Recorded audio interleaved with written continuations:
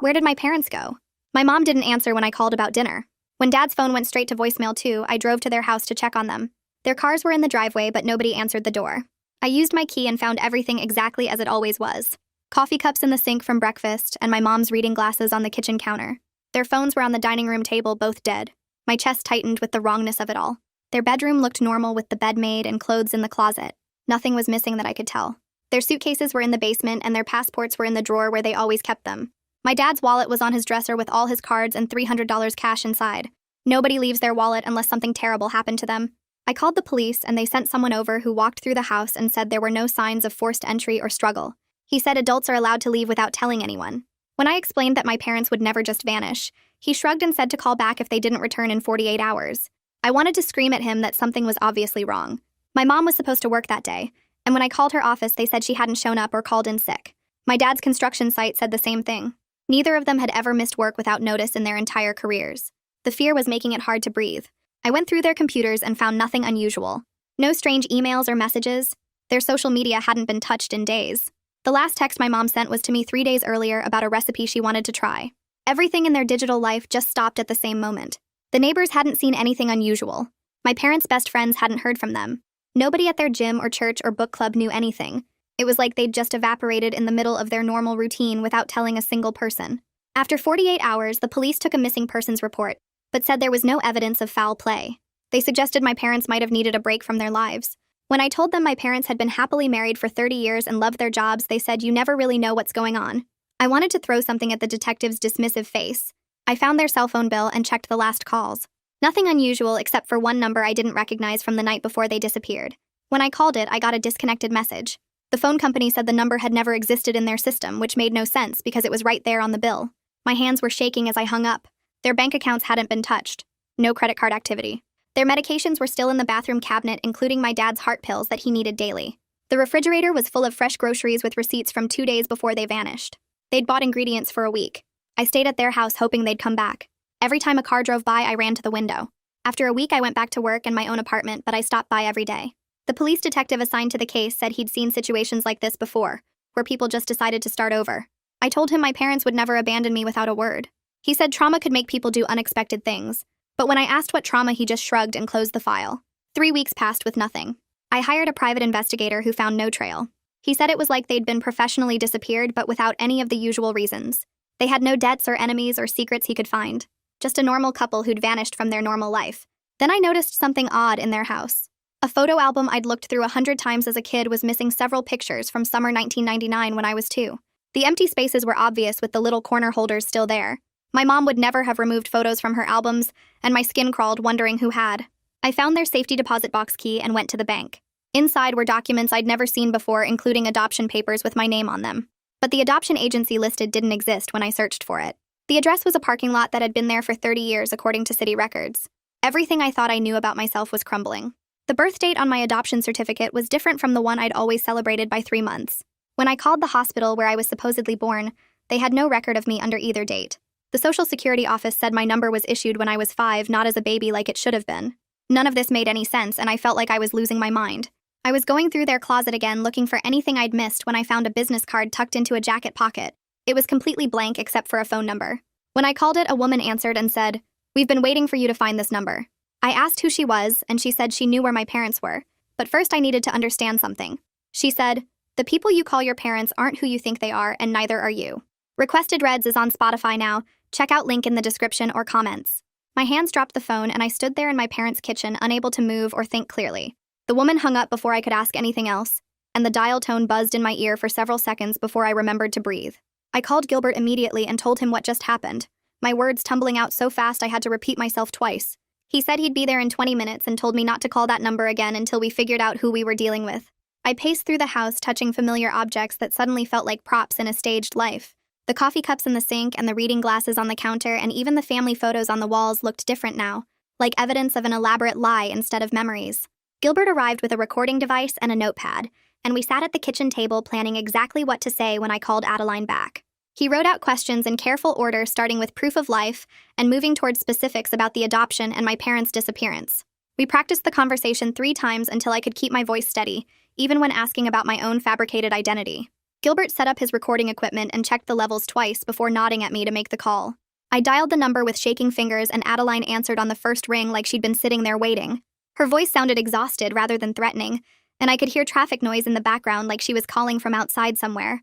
I told her I needed proof my parents were alive before I'd discuss anything else, and there was a long pause filled with distant car sounds. She said she'd see what she could arrange, but it might take time because the people involved were very careful about communication. I asked what people and why all the secrecy, and she said my parents' safety depended on everyone following certain rules.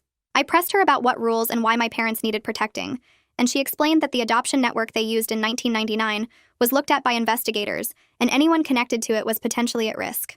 My stomach clenched as I realized she was talking about my adoption specifically, and that whatever my parents had done to get me was serious enough that people were still investigating it 25 years later. Adeline's voice got quieter as she told me the agency that processed my adoption was actually a front for gray market placements. She said they matched babies from desperate situations with parents willing to pay and not ask too many questions about where the children came from. I felt like someone had punched me in the chest as I understood that my parents had essentially bought me from people who were trafficking children. Everything about my origin story was manufactured to hide illegal activity, and I didn't even know who I really was, or where I'd actually come from. My birth certificate was fake, and my birthday was fake, and probably even my original name was something different that nobody remembered anymore. Gilbert was watching my face carefully, and he reached across the table to squeeze my hand as Adeline kept talking. I managed to ask how she knew all this and why she was telling me now, and Adeline admitted she'd been a courier for the network back then. She said her job was delivering paperwork and payments between the people running the operation and the families who were adopting. She got out years ago when she realized how wrong it all was, but recent investigations had brought old contacts back into her life. People were asking about my parents and their adopted daughter, and she'd felt obligated to warn us, even though reaching out put her at risk too. Her voice cracked slightly when she said she'd delivered the papers for my adoption and remembered my parents because they'd seemed so happy and desperate, and she'd felt guilty about it ever since. Gilbert leaned toward the phone and asked who was investigating and what agency they were with, but Adeline refused to give names. She said she was already risking too much by talking to us, and that the people involved had ways of finding out who was sharing information. I begged her to at least try to get proof my parents were alive, and she promised she'd see what she could do before hanging up abruptly. The line went dead and Gilbert stopped the recording while I sat there trying to process what I'd just learned. My parents had knowingly participated in illegal adoption, and then built my entire identity on lies, and I didn't know how to reconcile that with the loving family I thought I'd grown up in. Gilbert looked at my face and reminded me that people do desperate things when they want children badly enough.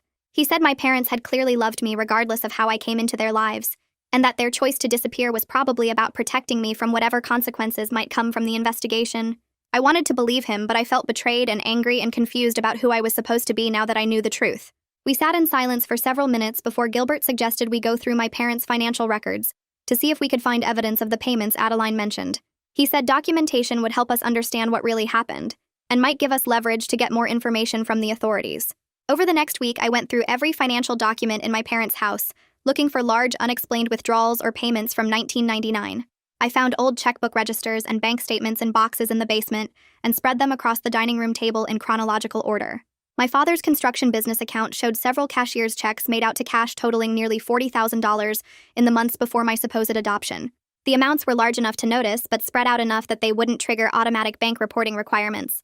I photographed each statement and register entry and created a timeline matching the payments to the dates on my fake adoption certificate. The paper trail was clear and damning, and I felt sick looking at the evidence that my parents had paid that much money for me.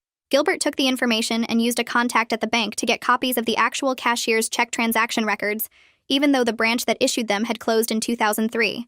The checks were purchased on specific dates that lined up perfectly with the timeline on my adoption certificate, creating an undeniable connection between the payments and my placement. We had proof that money changed hands, and that my parents had participated knowingly in whatever illegal operation Family Connection Services was running. Gilbert organized everything into a folder with tabs and summaries and said it was time to take this evidence back to Detective McCormick and demand he take the case seriously. I made an appointment at the police station and brought the folder of financial evidence, hoping it would finally change McCormick's mind about investigating. He looked through the documents carefully, and I watched his expression for any sign that he understood the significance of what we'd found. But when he finished reading, he just shrugged and said, "Financial transactions from 25 years ago didn't prove my parents were in danger now." He suggested I was building a wild theory out of normal adoption expenses and my own worry about their disappearance. I wanted to scream at him that $40,000 in cash payments wasn't normal and that the adoption agency didn't even exist, but he'd already made up his mind that this wasn't worth his time. Gilbert and I left the police station, and I was so frustrated I could barely speak. He told me we needed to find other victims or witnesses from the same adoption network to establish a pattern of fraud. He said if we could prove this was organized criminal activity affecting multiple families, then law enforcement would have to take it seriously, regardless of McCormick's personal opinion. We sat in his car outside the station and started planning how to search for other people who might have used Family Connection services for adoptions around the same time I was placed. Gilbert said there had to be records somewhere, and other families who were dealing with the same questions I was, and that finding them was our best chance at getting real answers about what happened to my parents and who I really was. I went home that night and opened my laptop and started searching for anything about gray market adoptions in our state during the late 1990s.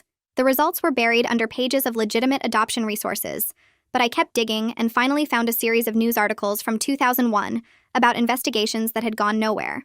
One article mentioned a nonprofit called Family Connection Services that was shut down for financial irregularities, and my hands froze on the keyboard when I saw the address listed. It was the exact same parking lot address from my adoption papers. I took screenshots of everything and sent them to Gilbert, and he called me back within minutes and said this was the break we needed. He told me he knew a journalist who had covered adoption fraud cases back then, and that he'd reach out to see if she remembered anything about Family Connection services. I barely slept that night because my mind kept spinning through all the possibilities of what my parents had been involved in. The next morning, Gilbert called and said the journalist's name was Isolde West, and that she'd agreed to meet with us at a coffee shop downtown that afternoon. I got there early and sat at a corner table watching the door, and when Gilbert arrived, he had a woman with him carrying thick folders under her arm. Isolde looked to be in her 50s with graying hair and sharp eyes that took in everything about me before she even sat down. She spread the folders across the table and told us Family Connection Services was suspected of facilitating illegal placements, but the investigation collapsed when key witnesses disappeared or recanted their statements. Her fingers traced over old notes and newspaper clippings as she explained how the nonprofit had connections to family court judges and social workers, who would expedite paperwork and seal records to hide where the children actually came from. She said at least 30 families were involved, but most refused to cooperate with investigators because they feared losing their children or facing criminal charges themselves. I asked if she remembered any names from her investigation, and she flipped through her notes slowly, and then showed me a list of people connected to Family Connection Services. My father's name wasn't on the list, but I recognized the name of his former construction company as a donor to the nonprofit, and my stomach dropped. Gilbert leaned forward and asked Isolde what happened to the investigation, and she said it just died when the key witnesses stopped talking, and the nonprofit dissolved.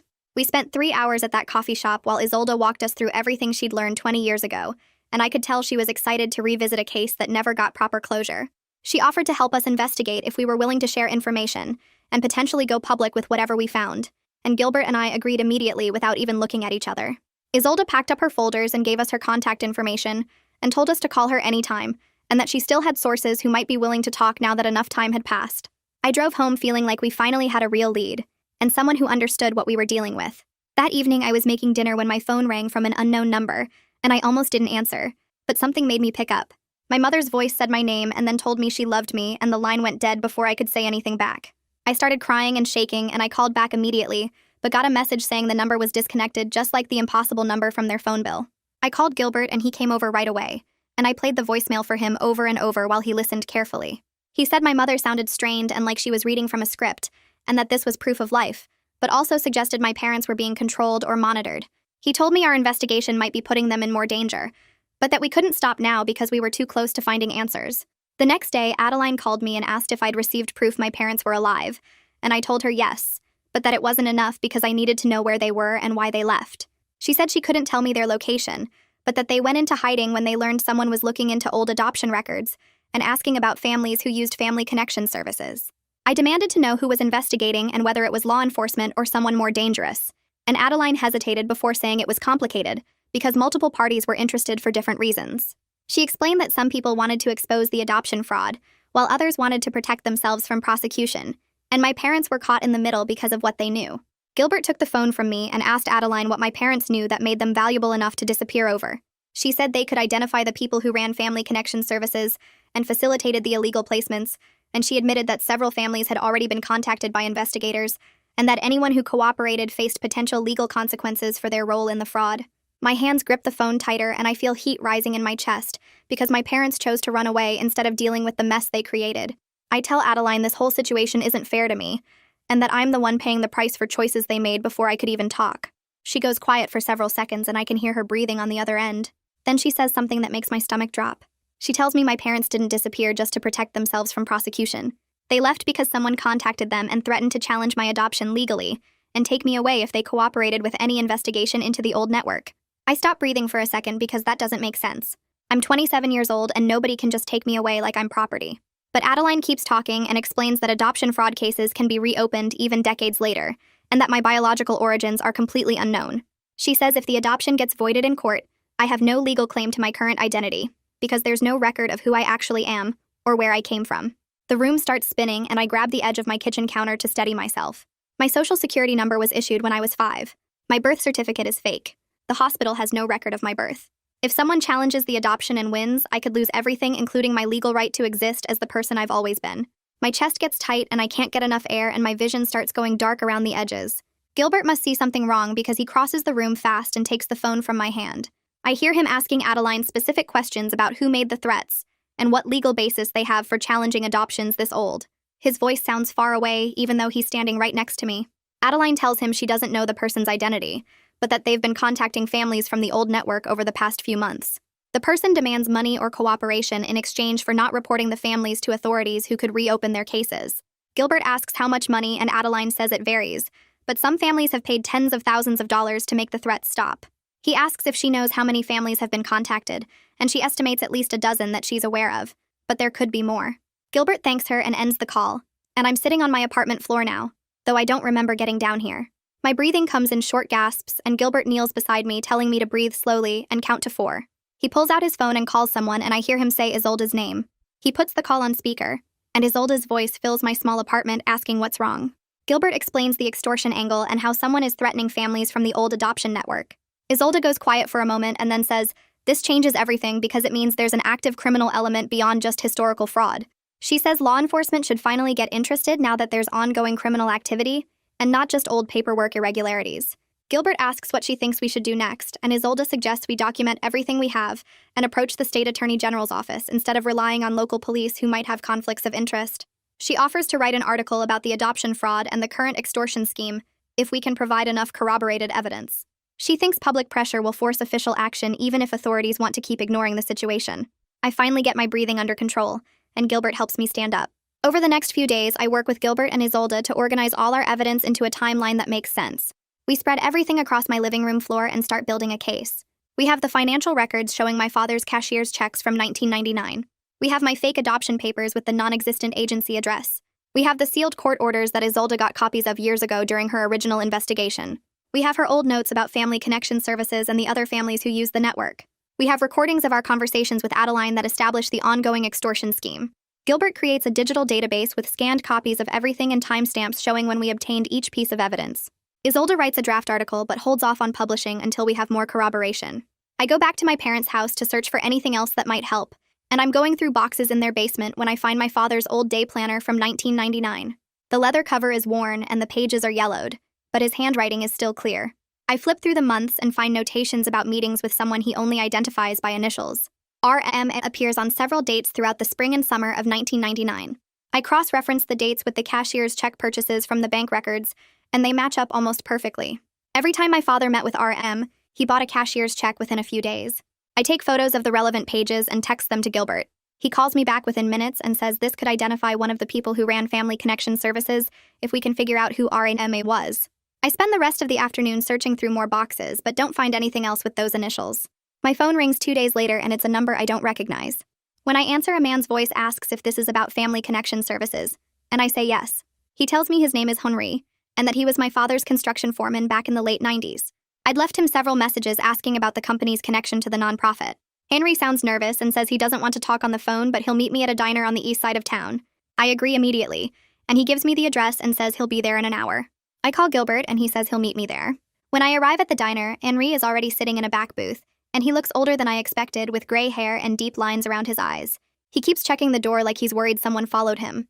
I slide into the booth across from him and he orders coffee when the server comes by. His hands shake slightly as he lifts the cup. He tells me he remembers my father getting involved with a nonprofit that was supposed to help place foster kids with families. The construction company made several large donations as tax write-offs, and Henri thought it was legitimate charity work. But then one day he overheard my father arguing on the phone in the job site trailer. My father was talking about payments and paperwork and saying something wasn't what they'd agreed to. After that conversation, my father stopped mentioning the nonprofit entirely and got angry if anyone brought it up. Henry says he didn't think much about it at the time because it wasn't his business, But now with all these years past, he wonders what was really going on. I pull out my phone and show him the photos of my father's day planner with the RMR initials. I ask Henri if he knows who that might be. His face goes completely pale and he sets his coffee cup down carefully. He admits he met a man named Ramon once who came to the construction site to talk to my father privately. Henri describes Ramon as well-dressed in an expensive suit and driving a luxury car that looked out of place in the dirt parking lot. Ramon made it clear he wasn't used to visiting construction sites or getting his shoes dirty. He talked to my father for about 20 minutes in the trailer, and when they came out, my father looked upset and stressed. Henri never saw Ramon again after that day, but he remembers thinking the guy seemed intimidating in a way that made Henri glad he wasn't involved in whatever business they were discussing. I drive straight to Gilbert's office after leaving the diner and find him already at his computer pulling up databases. He types in Ramon and starts filtering by nonprofit connections in our state during the late 1990s. The search takes about 20 minutes while I pace behind his desk and watch the screen populate with results. Gilbert narrows it down to 3 men named Ramon, who had any connection to family services or adoption organizations during that time period. The first 2 seem like dead ends with minimal involvement, but the third one makes Gilbert sit up straighter in his chair. Ramon Mercado was listed as a director for Family Connection Services and also held positions with 2 other similar organizations that were all shut down within a few years of each other. Gilbert clicks through the records and shows me that each organization was closed due to financial violations and irregular record keeping. He prints everything out and adds it to the growing file of evidence we've been building. I call Detective McCormick and tell him we need to meet immediately because we've identified someone who ran the adoption network. McCormick sounds annoyed but agrees to see us at the station in an hour. When we arrive at the police station, McCormick is waiting in an interview room with his arms crossed, looking like he'd rather be anywhere else. Gilbert spreads out all our evidence on the table, including Henri's statement about meeting Ramon, the financial records showing my father's payments, the fake adoption paperwork, and now the background check showing Ramon Mercado's connection to multiple fraudulent nonprofits. McCormick picks up each document and reads through them slowly, and I watch his expression change from dismissive to actually interested. He tells us Ramon Mercado's name appears in multiple fraud investigations from the early 2000s, and that several agencies tried to build cases against him, but witnesses kept disappearing or refusing to cooperate. McCormick admits the case is bigger than he initially thought, and says he'll request the sealed court files related to adoptions processed through Family Connection Services. He warns us this could take weeks because the files are old, and the court moves slowly on these requests. Gilbert asks if there's any way to speed up the process, and McCormick says no, that we just have to wait for the legal system to do its job.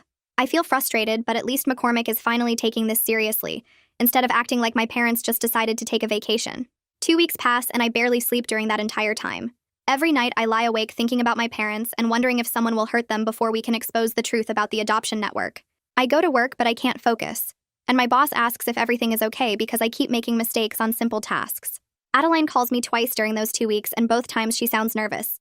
The first time she warns me that people are getting anxious about our investigation, and that I should be careful about who I trust. I ask her what people, and she says she can't give names, but that word is spreading that someone is digging into the old Family Connection Services cases. The second time she calls, she tells me to watch my back because she heard someone asking questions about me at a place where former network employees used to meet. I ask her if my parents are still safe, and she says as far as she knows they haven't been found, but that the situation is getting more dangerous as more people learn about the investigation. After each call, I feel sick with worry, and Gilbert tells me we're doing the right thing, but that doesn't make the waiting any easier. The court finally releases some of the sealed files, and McCormick calls me to come to the station to review them. When I arrive, he has boxes of documents spread across a conference table, and he looks tired like he's been reading through them for hours. The files show that over 40 adoptions were processed through Family Connection Services between 1998 and 2001, with irregular documentation and expedited approvals. McCormick points to my adoption file, and I see all the red flags that should have stopped the placement. The birth mother's information is obviously fake with an address that doesn't exist, and a signature that looks forged. My medical records from before the adoption are completely missing. The home study that was supposed to evaluate my parents as suitable adoptive parents is only 2 pages long when it should have been much more detailed. Every single document has problems, but they were all approved anyway. McCormick shows me the judge's signature on the final approval, and the name makes my stomach drop. Judge Patricia Keating signed off on my adoption, and on at least 15 other cases in these files, despite all the obvious problems with the paperwork. Gilbert takes photos of every document with the judge's signature, and then starts searching for information about Patricia Keating as soon as we leave the police station. He finds that she retired in 2002 right after Family Connection Services was shut down, and that she moved out of state shortly after her retirement. Gilbert tracks her through property records and voter registration, and discovers she's living in a retirement community in Arizona.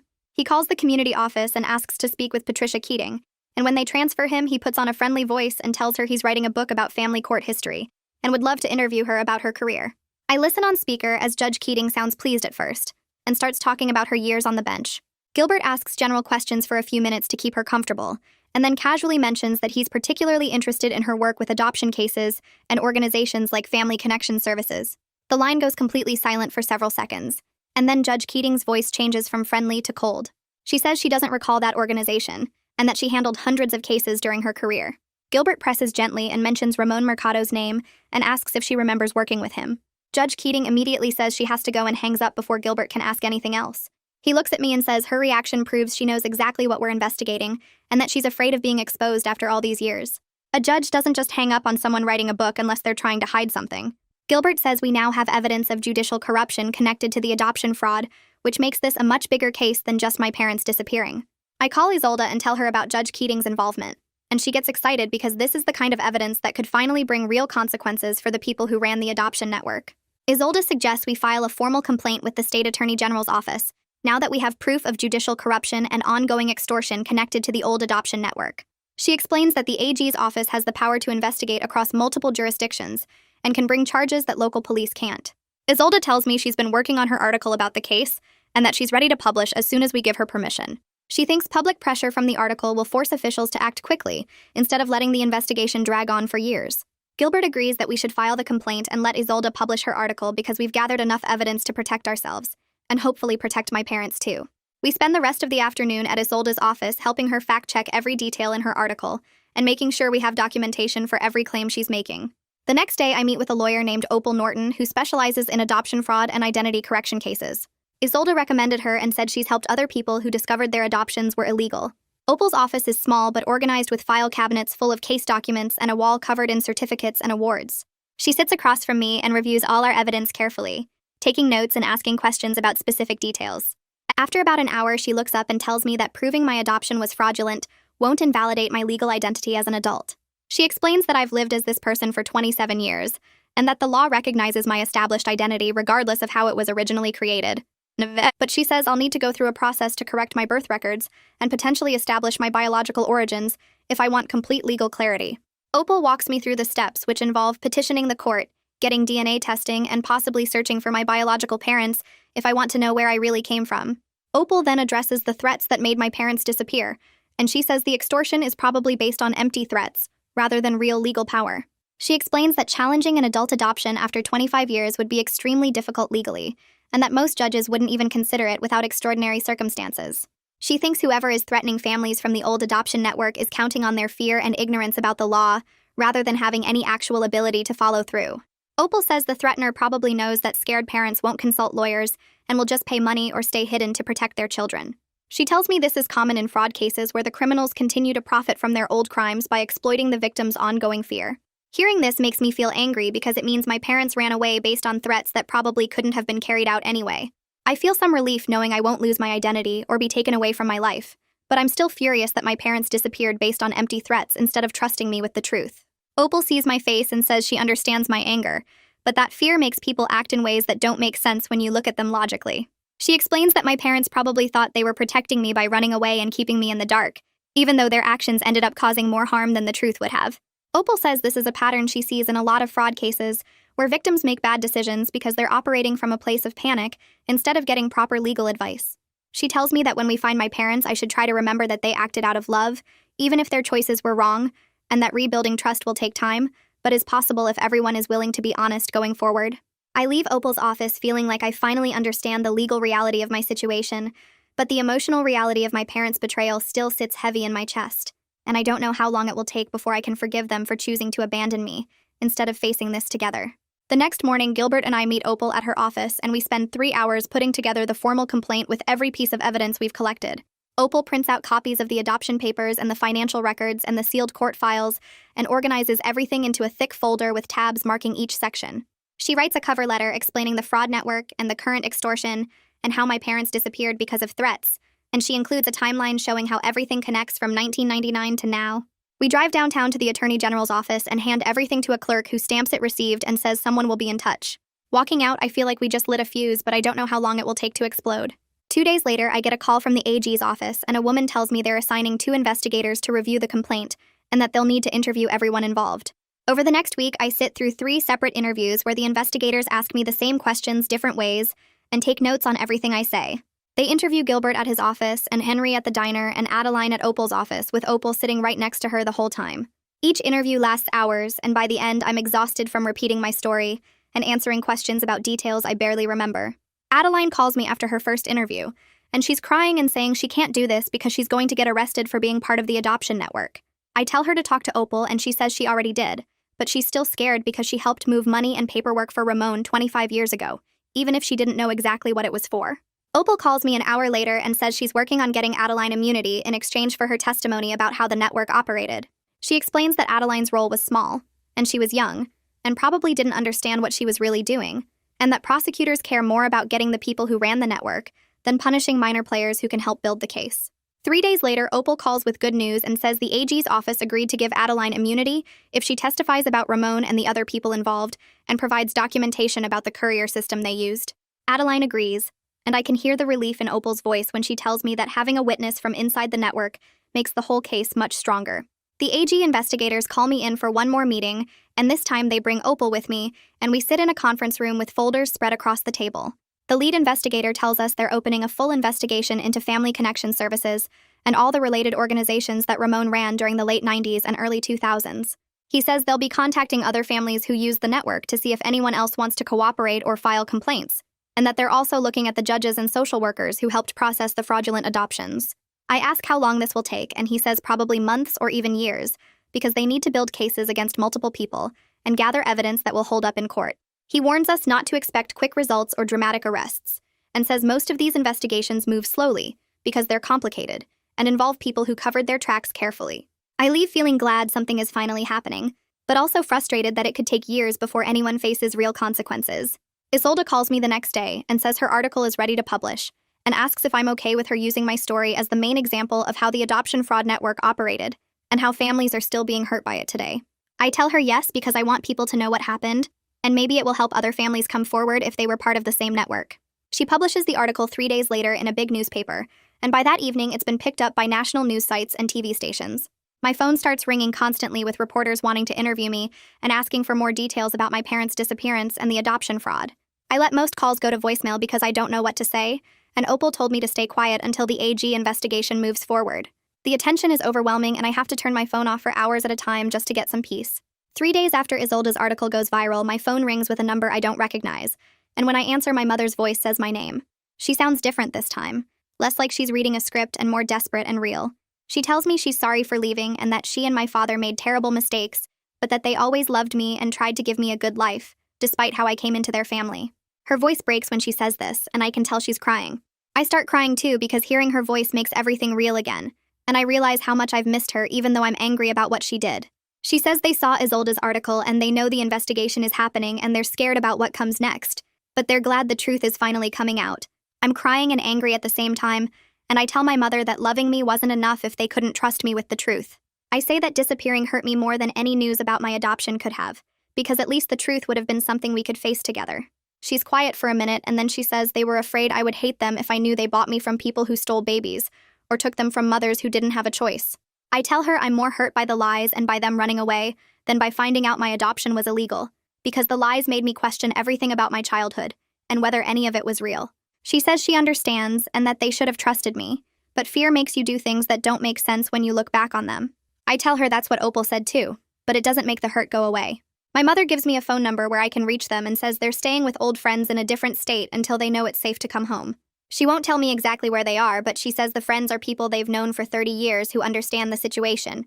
I write down the number with shaking hands and tell her I need time to process everything before I decide whether I want to see them in person. She says she understands and that they'll wait as long as it takes, and that she just needed me to know they're alive and they love me. After we hang up, I sit on my couch staring at the phone number and wondering if I should call them back or wait or just throw the paper away. Gilbert comes over that evening and I show him the phone number my mother gave me. He takes a picture of it and says he can trace it to find out where they're actually staying. I tell him to go ahead because I need to know they're really safe, and not just saying that to make me feel better. He works on his laptop for an hour, running searches and making calls to contacts he has in different states, and finally he tells me the number traces to a small town in Oregon. He calls Detective McCormick and explains the situation, and McCormick agrees to contact the local police there to do a welfare check.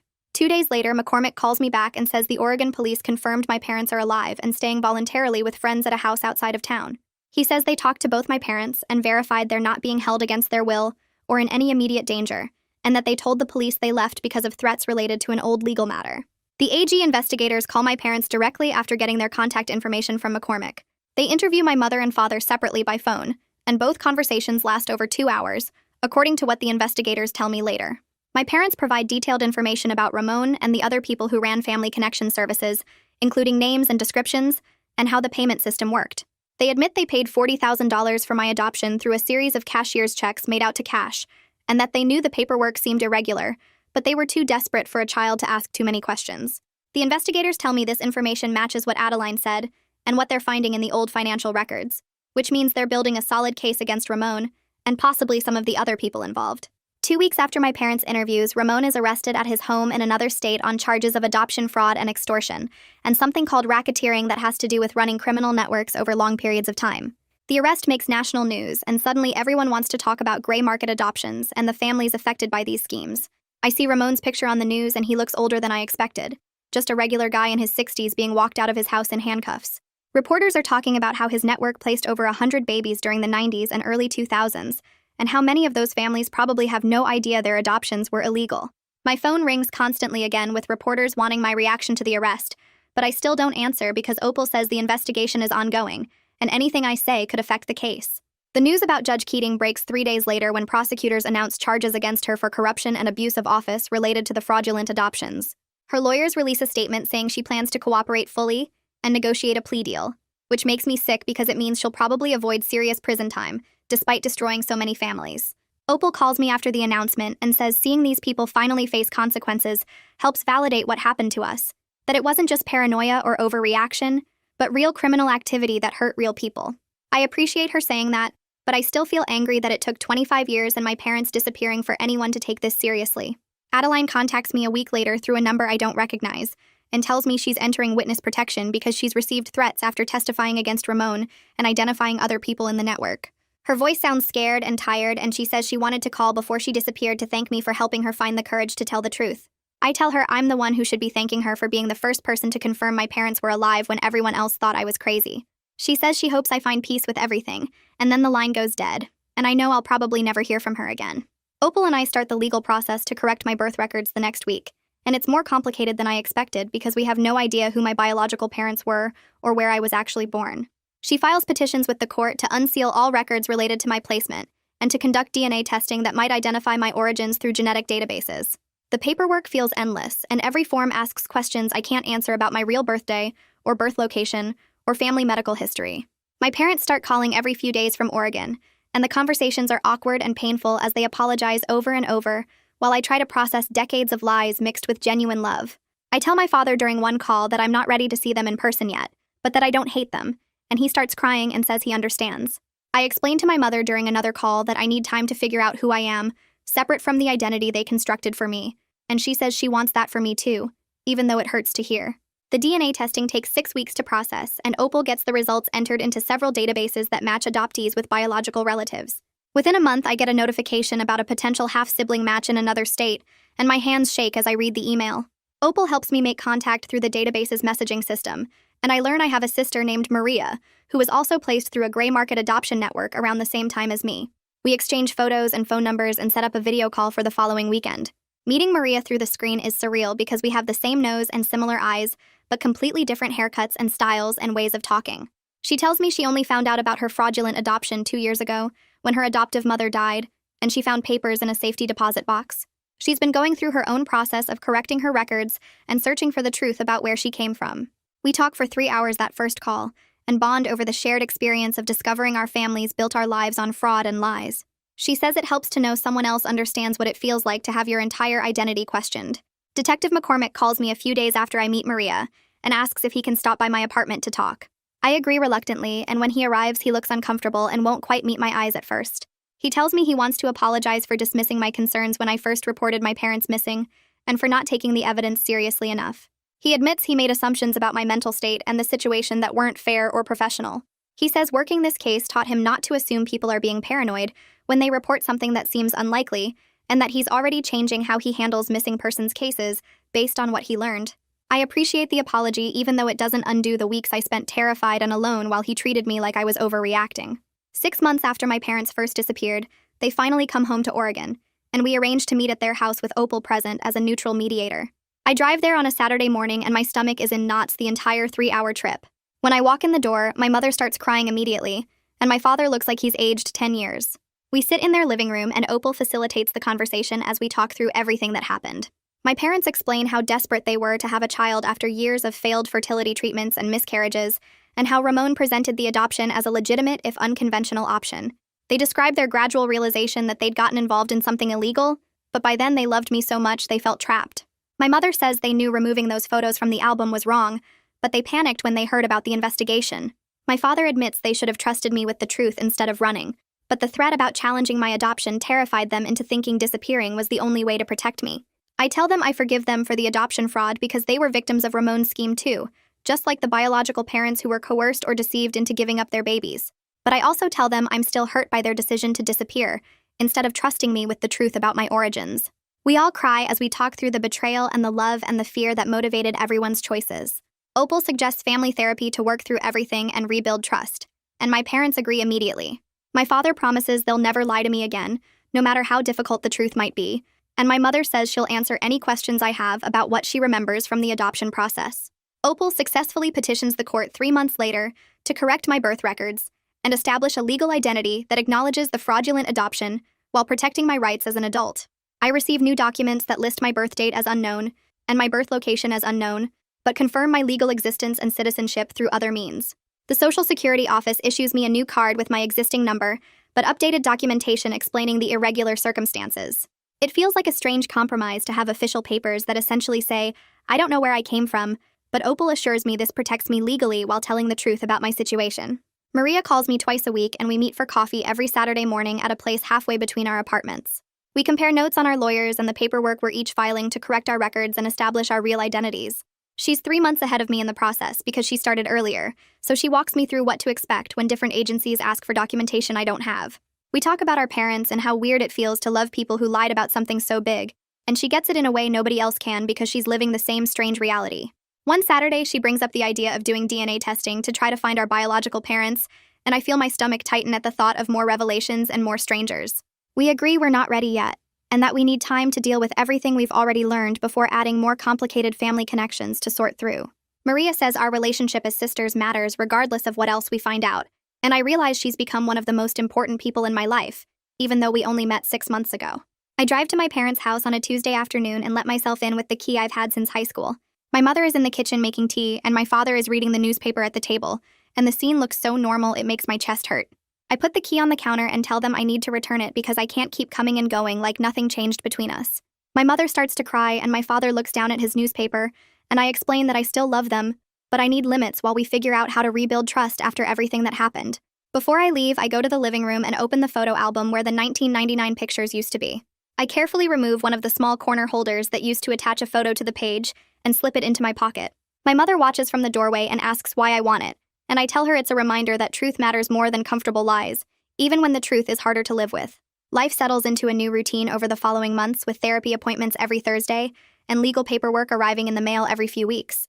Opal helps me work through the court system to get my corrected documents, and each new form feels like a small step toward owning my real identity, instead of the one that was created for me.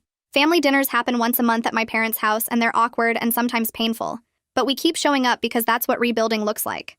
My parents answer my questions about the adoption when I ask them, and they don't try to justify what they did or make excuses about being desperate for a child. I'm learning to accept that some things about where I came from will never have answers, and that the mystery of my biological parents might stay a mystery forever. But I get to decide who I am now and what my life means, and that feels like enough. So there you have it, another heartwarming tale of a dementia patient stalking a toddler, because the system took forever to do anything about it. Nothing concerning here at all. Subscribe if you too enjoy stories that make you want to never leave your house again.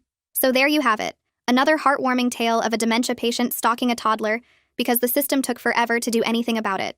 Nothing concerning here at all. Subscribe if you too enjoy stories that make you want to never leave your house again.